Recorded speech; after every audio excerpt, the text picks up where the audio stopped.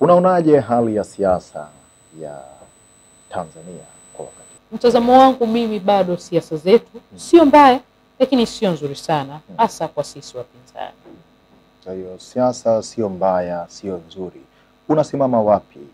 Unaweza ukasimama eneo moja kwamba siasa ni nzuri ama siasa ni mbaya? Maana unasema sio nzuri, sio mbaya. Nimesema sio nzuri sana, sio mbaya sana.